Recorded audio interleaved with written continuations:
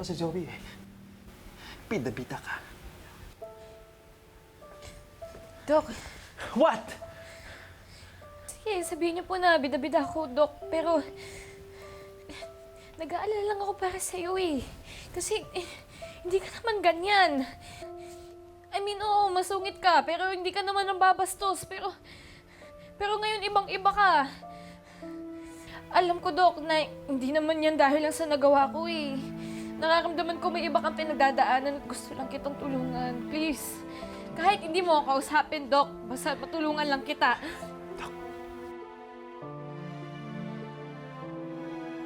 You're not helping.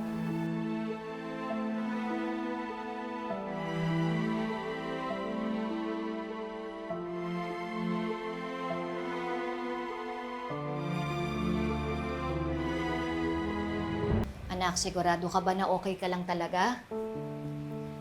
O basta sa susunod ha, kapag may ginawa na naman si Doc Lindon sa'yo, sabihin mo kagad sa akin. Ewan ko po ba kung ba't po nagkakaganon si Doc Lindon.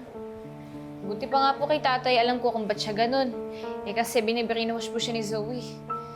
Samantalang si Doc Lindon, ewan ko po ba, parang bigla na lang po siyang nawala. Ah! Na-ghost ka! Chang, ano yung na-ghost? Na-ghost? Multo? Iniwan ka sa ere. Nawala. Ano ba kayo? Ang babata niyo pa eh, wala kayong alam. Ako pa ang may alam ng mga ganyang mga terms. Anak, kailan pa naging ganyan si Doc sa'yo? Simula po nung natapos po yung alumni homecoming. Pero mas lumala po kagabi. Tapos hanggang kanina po, paggrabe ng paggrabe.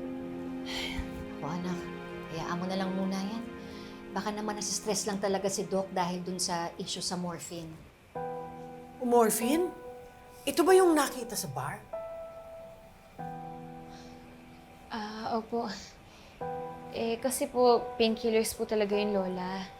Kaso may iba po mga tao na ginagawa po nilang recreational para maging high po sila. Parang yung mga ibang illegal drugs po. Items pala yun, ha?